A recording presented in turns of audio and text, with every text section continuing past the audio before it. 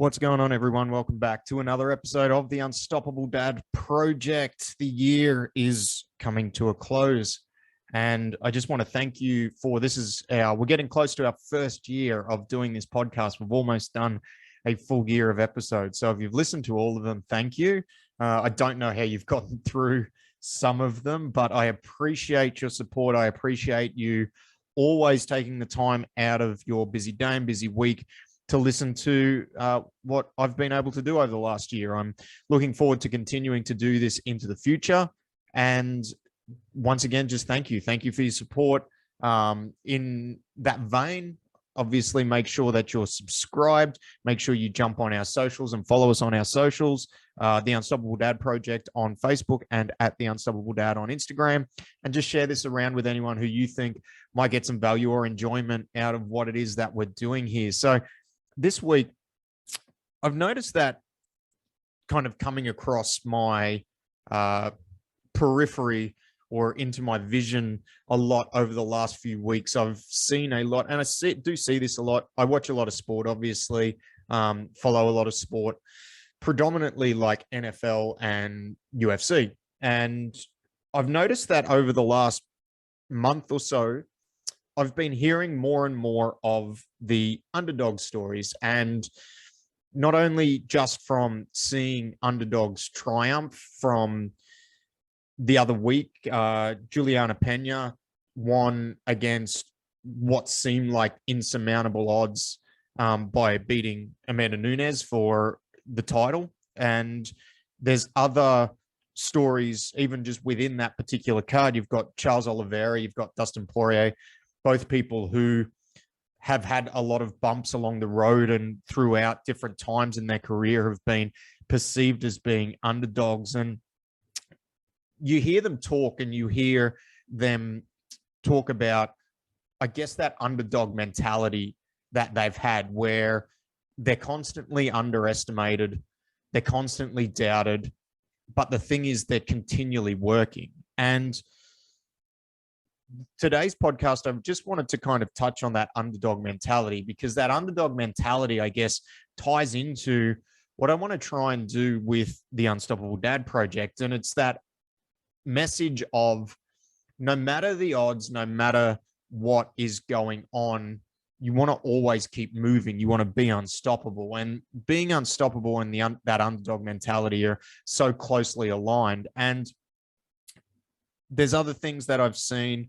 I'm watching the documentary series Man in the Arena, which is about Tom Brady. And Tom Brady even himself has been, I guess, the underdog at the start of his career. Obviously not so much until later on his career, but his ability to keep moving and keep working is one thing. But within that, there's an episode where they go into detail about when he first faced the New York Giants. And they were, the New York Giants were underdogs. Like, they had for all intents and purposes, a very shitty start to their season. And then they kind of caught fire towards the end, pushed the Patriots, who were undefeated in this particular season, to the brink in the last regular season game, and then ended up going on to beat them in the Super Bowl, despite the fact that they were far and away massive underdogs. And they just kept working. They had this mentality that they were going to overcome that. And they were they ended up being unstoppable. They ended up working and getting to the ultimate goal. And it doesn't matter whether it's the instances in the UFC or the instances in the NFL. You'll see this come across a lot in sport. And I guess it probably gets highlighted a lot more in sport than it does in regular life, just because, sport's at the forefront for a lot of what we see. But that underdog mentality is one that I guess I like to think that I do have a lot. But I guess what I'm the thing that I'm trying to get across with this is the actual fuel that I've noticed, and a really common thread for these people that are cultivating this underdog mentality, is almost this fuel that, because they're being doubted, because they're being underestimated, they get pissed off, and they use that chip on their shoulder as fuel. And I think in today's day and age, we're sometimes led to believe that that's not the right way to look at things. And I disagree to a point. I think that anger and certain drivers can be almost toxic to a point if you let them be. But I also think getting pissed off for being underestimated and using that as a source of motivation and a source of fuel to keep you going at different times can be such a powerful driver, working with that chip on your shoulder to get yourself through the hard times, because you know that you're the underdog in your story and you're going to keep working and you're going to keep moving and you're going to be unstoppable. And using the negative thoughts as fuel can be such a powerful motivator for a lot of people. And the big thing with that is really just making sure that whatever you're using as fuel is right for you. And a lot of these people that I've watched documentaries on, that I've seen come into the spotlight, there is that pretty common theme that one of the things that kept them working was that chip on their shoulder. There was positive reinforcement from the people around them, but there was a lot of external, I'm being underestimated, I'm better than this, I need to keep going, I need to keep moving because I am going to be something and I'm going to get to that ultimate goal.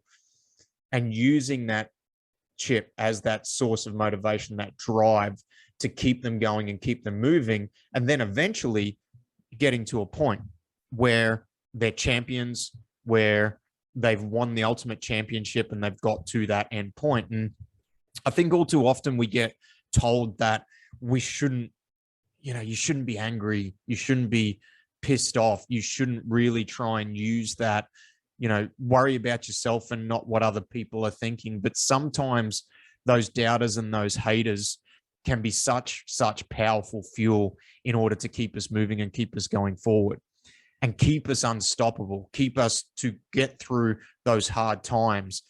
And not every piece of advice on motivation you are going to get is going to work for you. And it's about finding what works for you. For some people, that external motivation of using that doubt as fuel is going to cause them to not get to where they want to go because it's going to be crippling. For others, it's going to propel them to a point where they can be great. And that's kind of what I wanted to talk about on this podcast, that underdog mentality. Sometimes you've got to get pissed off and just do the damn thing.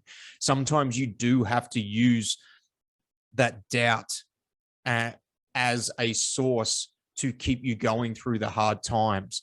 And there's other times where you don't. Sometimes you want to use the love that you have from the people closest to you to get you going.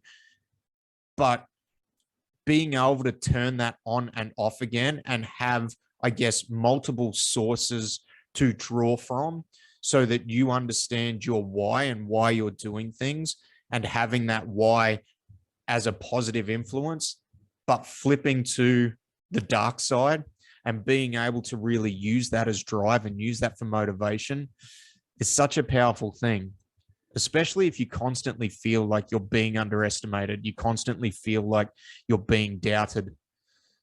You may want to try and look at turning that into fuel, because a lot of these underdog instances that I've been seeing pop up in front of me over the last months or so, they've used that as some pretty heavy fuel throughout their life, and they've ended up getting to a point where their ultimate goal's been achieved. So I like to think it doesn't matter what stage of your life that you're in, trying to cultivate and keep that underdog mentality is a really important thing to do, because it stops you from getting comfortable where you are. It keeps you focused on where you want to be, and that there's always work to do. Yes, there is going to be times in your life where you need to take it easy on yourself, but there's going to be other times where you need to knuckle down. You potentially need to find some external motivation to get you going. And sometimes that thought of being underestimated, that thought of being undervalued, or that thought of being doubted can be a very, very powerful driver. And it's not necessarily just about having one thing driving you. There's going to be multiple things driving you throughout your life. There's going to be multiple things that you want to work for to get better. And I think it's about understanding yourself and understanding exactly what it is that drives you as an individual, as a person, as a father, as a husband, as a man, and not trying some stuff, trying different things, and not necessarily listening to outside people. You may want to use that as a source of motivation, but you have to try things to see what works for you. It's like the Bruce Lee quote. You take what's useful and use it, and you discard the rest. I'm paraphrasing that. I've completely butchered it, but you get the idea.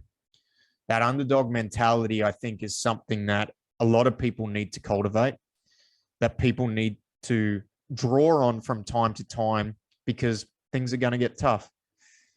Things are going to get hard, and you're going to need to keep moving. And that underdog mentality is really one of the underlying things about what I want to do with the Unstoppable Dad Project, because it's about being unstoppable. That's what the underdog mentality is about. That's what being unstoppable is about. So keep moving, keep doing the damn thing. Hopefully you can find some motivation in some of the stories that you hear, and hopefully you can start to move things in a direction that you're happy with. Take care. Look after yourselves. We'll see you soon. Bye.